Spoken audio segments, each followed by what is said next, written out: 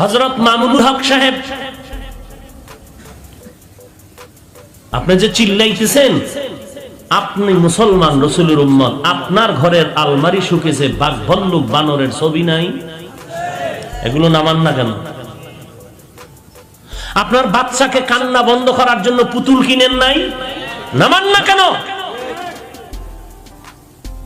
কাদিয়ানীদের পণ্য আরএফএল কোম্পানির বালতি বদনা ঘরে নাই, ফেলে দেন না কেন? ময়দানে চিল্লানো আর ঘর ঠিক করা বহু ব্যবধান। তুমি হাফিজুর, তুমি কুত্তার জাত, তুমি বেয়াদব, তুমি নাস্তিক, তোমার মুখে আমি জুতা মারি। তোমার মতো আলেমের বাংলার জমিনে দরকার নাই, তুমি এখান থেকে চলে যাও।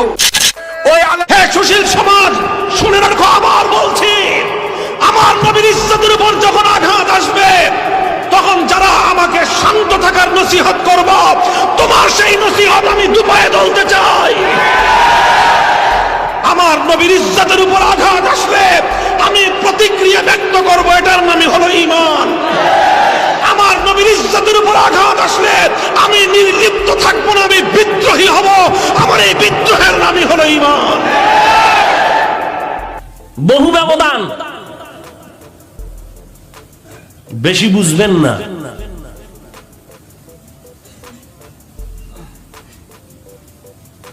সরকারের সাথে হাটহাজারীর হুজুর সহ ইতিহাস শ্রেষ্ঠ এক সুসম্পর্ক মিথ্যা।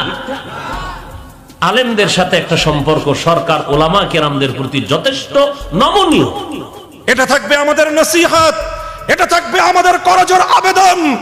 আর যদি আমাদের এই নসিহত, আর যদি আমাদের এই আবেদনগুলো, আমাদের এই নিবেদনগুলো আপনাদের কর্ণকুহরে পৌঁছতে ব্যর্থ হয়, তাহলে এদেশের তাওহীদি জনতাকে নিয়ে এই মূর্তি সংস্কৃতিকে রুখে দেওয়ার জন্য গোটা বাংলাদেশ ব্যাপী তাওহীদি জনতা আবার শাপলা চত্বরে যাবে।